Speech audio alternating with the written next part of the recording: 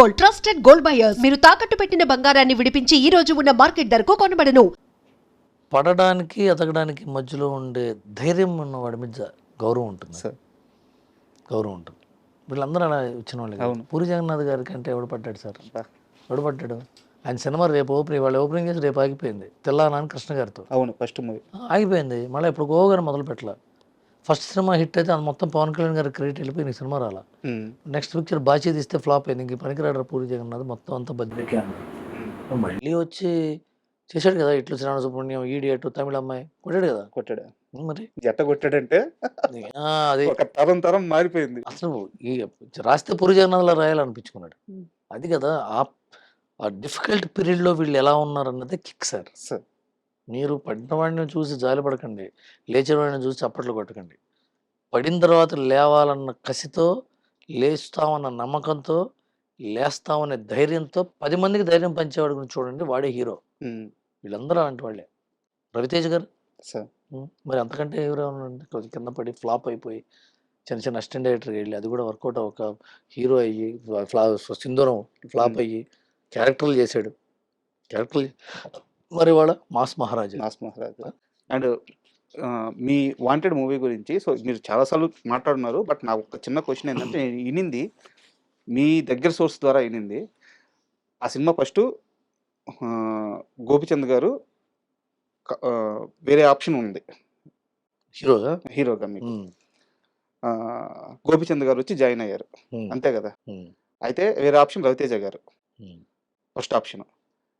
ఆ టైంలో మీకున్న కమిట్మెంట్ కానీ, పరిపక్వత కానీ, పట్టు కానీ గోపిచంద్ గారికి నేను సరిగ్గా చెప్పుకోలేకపోయాను. రవితేజ గారు అయి ఉంటే నేను ఇంకాస్త మంచిగా చేసుకునేవాడినేమో అని మీరు బాధపడ్డ సందర్భాలు ఉన్నాయంట, నిజమేనా?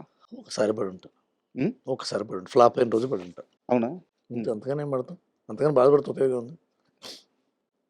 రవితేజ్ గారికి చెప్పాను, బాగుంది అన్నాడు ఆయన. ఆ తర్వాత అదే టైంలో కోన వెంకట గారు డాన్ సీన్ కథ చెప్పాడు. ఆయన డాన్ సీన్ని ప్రిఫర్ చేశాడు. నన్ను ఆగమన్నాడు, వెయిట్ చేయి నేను చెప్తాను, ఎదురు చూడమన్నాడు. ఆ టైంలో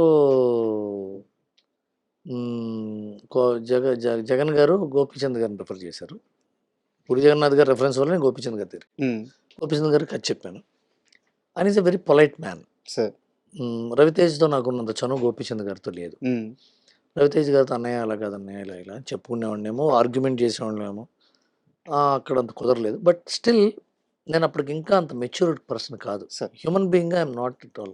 ఇప్పుడు వాళ్ళ మీద తప్పు చేయడం, వీళ్ళ మీద తప్పు తోసేయటం అంత కాదు, కానీ అంత మెచ్యూర్డ్ కాదు ఆ టైంలో. నేను I was an young man. I did not have enough experience to direct a film. Management రాలా అంటే ప్రొడ్యూసర్ని నా విజన్ కరెక్ట్ అని కన్విన్స్ చేసే శక్తి ఉండాలి, హీరోని కన్విన్స్ చేసే శక్తి ఉండాలి, కెమెరామెన్ని, ఎడిటర్లని, యాక్టర్ని కన్విన్స్ చేసే శక్తి ఉండాలి. అరిస్తేనో, గీ పెడితేనో, ఏవో పగలు కొడితేనో, నేను ఇంతేనో ఆఫీస్ వదిలి వెళ్ళిపోతేనో, లేకపోతే సరే ఏదో మా చెప్పి చేసి బయటపడిపోదాం, ఏదో ఒకటి చేసి వెళ్ళిపోదాం, ఇవన్నీ కాదు కదా, కరెక్ట్ కదా కదా. ఇవన్నీ జరిగినాయో జరగలేదు పక్కన పెడితే కన్విన్స్ చేసే శక్తి నాకు సరిపోలా. Now I will be better person to convince. ఇప్పుడు ఎక్స్పీరియన్స్ వేరు, ఇప్పుడు ఎక్స్పీరియన్స్.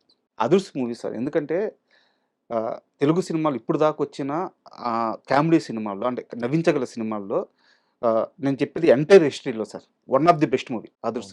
ఆ సినిమాకి పనిచేసిన రైటర్లు మీరు కానీ, హరిశంకర్ గారు కానీ, కోనా వెంకట గారు కానీ, బాబీ గారు కూడా ఉన్నారని విన్నాను. బాబీ గారు కానీ, గోపిమోహన్ గారు ఉన్నారు. సో ఇంతమంది కలిసి, వినాయక్ గారు, ఇంతమంది కలిసి చేసిన అద్భుతం అదృష్టం. సో నేను కొత్తగా ఏమీ సినిమా గురించి మాట్లాడట్లేదు, కానీ ఆ సెట్లో ఆ రైటింగ్ అప్పుడు, ఆ సిట్టింగ్ అప్పుడు ఎలా ఉండేది, ఏదైనా ఒక చిన్న ఎక్స్పీరియన్స్ షేర్ చేయండి అదృష్టం గురించి. నాకు కొన్ని అంటే I will tell you one thing.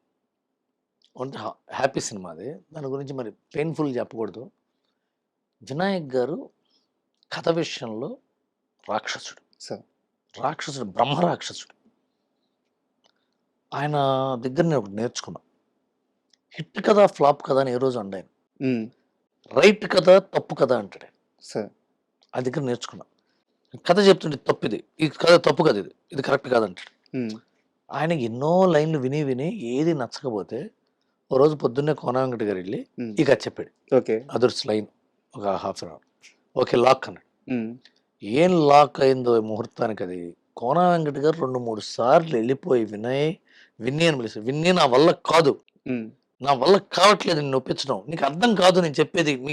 అంటే పర్లేదు కోనా పర్లేదు కోనా. వినయ్ గారిది ఏంటంటే కోన గారు అంటే ఇష్టం బాగా. హ్మ్. పిచ్చ ప్రేమ. వినయ్ గారికి ఏంటంటే ప్రేమికుడు సార్ ఆయన. ఆయన యాక్షన్ సినిమాలు తీస్తాడు. ఆయన ప్రేమికుడు. ఆయన లవర్ బాయ్. సార్. అందరిని ప్రేమిస్తాడు. మాట్లాడుతుంటే వినయ్ గారితో మాట్లాడుతుంటే సార్ చాలా ప్రశాంతంగా ఉంటుంది. చాలా హ్యుమానిటీ ఉన్న వ్యక్తి. ఆయన పొలిటిక్స్‌లోకి రావాలి. సార్. వినాయక్ గారు పాలిటిక్స్‌లోకి వస్తే పెద్ద లీడర్ అవుతాడు. ఆయన కంపాషనేట్ పర్సన్. కంపాషన్ ఉంది ఆయనలో. ఆయన కూర్చొని చాలా ఓపికగా జాదంలే. ఇంకా అదృష్టవశాత్తు ఆ టైంలో హరీష్ శంకర్ కోన గారి దగ్గరకొచ్చి హ్మ్. అయితే హరీష్ కొంతకాలం అయిన తర్వాత మిరపకాయ వచ్చింది అతనికి. హ్మ్. తను వెళ్ళిపోయాడు. తర్వాత గోపీమోహన్ జాయిన్ అయ్యాడు. గోపీమోహన్ గారు, నేను జాయిన్ అయ్యాం. తర్వాత మధ్యలో మేమందరం ఇంకా కూర్చొని వర్క్ చేయటం. ఫస్ట్ హాఫ్ లాక్ అయిపోయింది. ఫస్ట్ హాఫ్ షూటింగ్ అయింది. సడన్‌గా అప్పుడు దురదృష్టవశాత్తు తారక్ గారికి యాక్సిడెంట్ అయింది. సార్. అదొక బ్యాడ్ ఇన్సిడెంట్. అప్పుడు బ్రేక్ పడింది ఒక 3, 4 నెలలు. మళ్ళీ కూర్చొని సెకండ్ హాఫ్ వర్క్ చేస్తున్న టైంలో చాలా బ్యాడ్ సిట్యుయేషన్ ఏంటంటే, అంటే నా మనసులో రోజు వినయ్ గారు, నేను సురేష్ ఆఫీస్‌లో, సురేష్ గెస్ట్ హౌస్‌లో ఉన్నాం. ఇంకో ఎవరో ఉన్నారు, అప్పుడు గుర్తులేదు ఎవరున్నారు. మిగతా వాళ్ళు లేరు. సార్. ఫోనొచ్చింది. ఫోనొచ్చి గేట్ బయటే, సురేష్ గెస్ట్ హౌస్ గేట్ బయటే. అలా బేలగా ఉండి ఇట్లా కూలిపోయాడాయన. ఇలా పట్టుకున్నా నేను. కూలిపోతుంటే అర్థమైంది. షేక్ అయ్యాడని. ఎలా ఉంటాడు ఆయన? సార్. టైగర్‌లా ఉంటాడు కదా వినాయక్ గారు. కారు ఎక్కెళ్తే ఓ చోటకి అటే పంజగుట్ట సైడు డాక్టర్ చెప్పాడు. వాళ్ళ నాన్నగారికి క్యాన్సర్ ఉంది. Liver sir. క్యాన్సర్. కొడుకు అంటే వినాయక్ సార్. కొడుకు ఎలా ఉండాలి అంటే వినాయక్. నేను సంపాదించబోయేది మొత్తం రాసిస్తా. నా తండ్రిని బతికించాలంటే ఏ వైద్యం ఉందో చెప్పండి ప్రపంచంలో. నాకు తెలిసిన పూజలు, మంత్రాలు, ఎవరెవరైనా పెద్ద పెద్ద ఉంటారు కదా పండితులు, యజ్ఞాలు, యాగాలు ఒక పక్క. ఇక్కడ ఆశిష్ కపూర్ అనే ఉంటాడు ఆయన. ఏరియాలో లక్డీ కపూర్ దగ్గర హాస్పిటల్. సార్. ఆయన హ్యాండిల్ చేశాడు. నేను జపాన్ పంపించానండి. ఆ రోజుల్లో జపాన్ వెళ్ళి హ్మ్. లివర్ ట్రాన్స్ప్లాంటేషన్ చేయించాడు తండ్రికి. మార్పిచ్చాడు ఆయన. బతికించుకున్నాడు. ఇంకో సంవత్సరం బతికాడు ఆయన. హ్మ్. ఇంకోళ్ళు అయితే ప్రాణం పెట్టాడు సార్. మొత్తం ఏం కావాలంటే అది. జపాన్ తమ్ముడిని పంపించాడు. అక్కడ చేయించుకున్నాడు. తీసుకొచ్చాడు. నాటు వైద్యాలు, ఆ వైద్యాలు, ఇవి తండ్రి కోసం. నీ అమ్మ దశరథ మహారాజుకి రాముడు ఎట్లాగో వినాయక్ గారు వాళ్ళ తండ్రికి అట్లా. ఆయన తండ్రి ఎన్నికల్లో నిలబెడతానంటే చాగల్లో ఎన్నికలు నిలబెట్టి గెలిపించాడు. సార్. అంత గొప్ప తండ్రి. నాకు అదర్స్ అంటే అవి గుర్తుకొస్తాయి.